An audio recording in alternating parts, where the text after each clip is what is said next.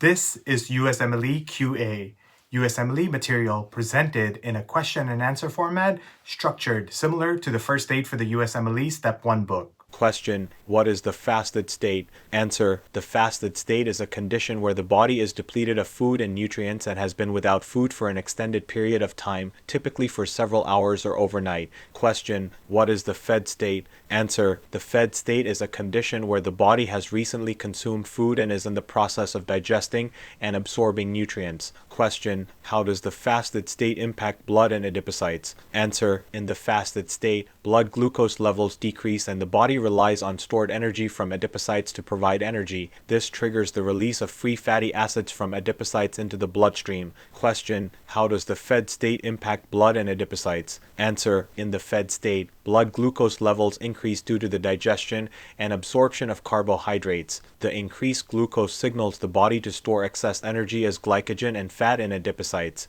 The release of free fatty acids from adipocytes into the bloodstream decreases. Question: what happens to insulin levels in the fasted state? Answer: in the fasted state, insulin levels decrease to allow the release of free fatty acids from adipocytes into the bloodstream to be used as fuel. Question: what happens to insulin levels in the fed state? Answer: in the fed state, insulin levels increase in response to increased blood glucose levels to store excess energy as glycogen and fat in adipocytes and inhibit the release of free fatty acids. Question: how does the fasted state impact muscle cells? Answer: in the fasted state, muscle cells rely on free fatty acids from adipocytes as a source of fuel, rather than glucose from food. Question: how does the fed state impact muscle cells? Answer: in the fed state, muscle cells can use both glucose from food and free fatty acids from adipocytes as sources of fuel, but glucose is the preferred source. Question: what are the benefits of being in the fasted state? Answer: the fasted state can promote fat loss by increasing the release of free fatty acids from adipocytes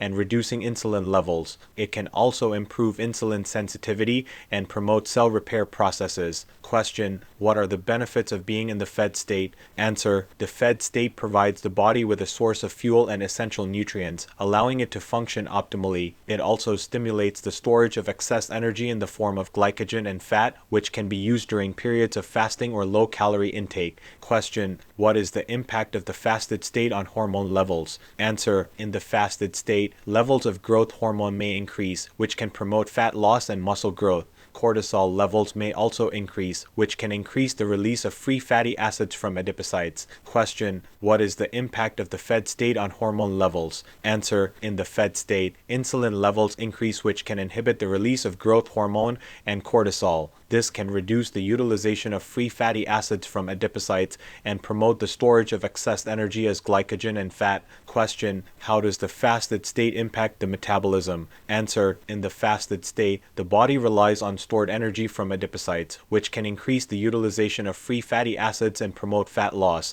The decrease in insulin levels can also improve insulin sensitivity, leading to an overall increase in metabolic rate. Question: how does the fed state impact the metabolism? Answer: in the fed state, the body has a source of fuel from food, which can promote the storage of excess energy as glycogen and fat. The increase in insulin levels can also inhibit the utilization of free fatty acids and reduce metabolic rate. Question: how can alternating between fasted and fed states affect the metabolism? Answer: alternating between fasted and fed states can help to increase insulin sensitivity and improve the utilization of free fatty acids, leading to an overall increase in metabolic rate and potentially promoting fat loss. It can also promote muscle growth and cell repair processes. Question: can being in either fasted or fed state for extended periods of time be detrimental to health? Answer: yes, being in either fasted or fed state for extended periods of time without proper nutrient balance and calorie intake can be detrimental to health. It is important to have a balanced and varied diet